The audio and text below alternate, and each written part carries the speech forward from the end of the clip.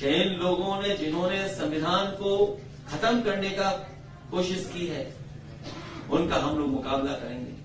और अगर हम चीजें पीछे मुड़ करके देखें तो बताओ महंगाई कहां पहुंच गई है, डीजल पेट्रोल की कीमत क्या है, सिलेंडर गैस का कहां पहुंच गया।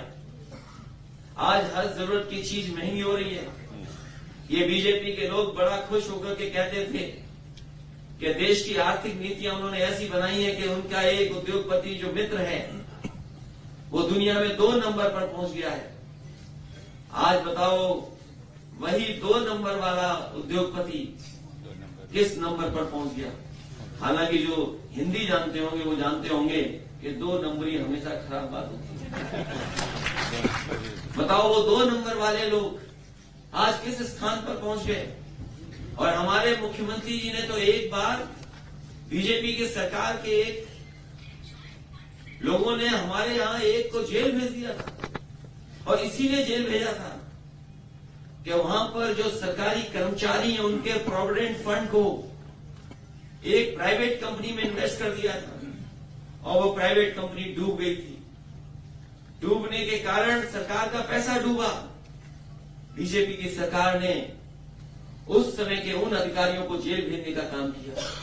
मैं उन्हीं बीजेपी के लोगों से पूछना चाहता हूं कि जो 2 नंबर पे तुम्हारे उद्योगपति थे वो आज किस नंबर पर पहुंच गए हैं।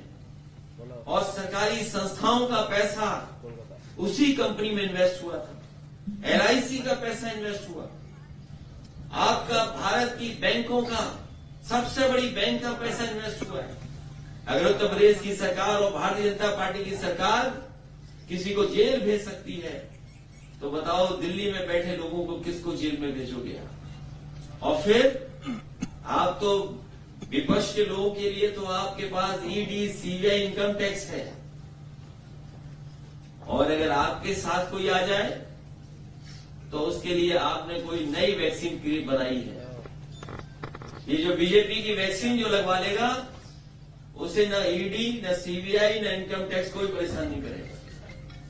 ये वही लोग हैं भारतीय जनता पार्टी के लोग जो पूरे देश में वैक्सीन का काम कर रहे थे, प्रचार कर रहे थे। ये सच है कि जो जो सरकारें थी बड़ा काम किया कुछ सरकार ने, यहां दीदी ने बहुत अच्छा काम किया और अब इनके पास नई वैक्सीन है।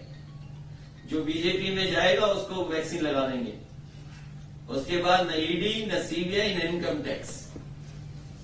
ये बीजेपी की वैक्सीन है।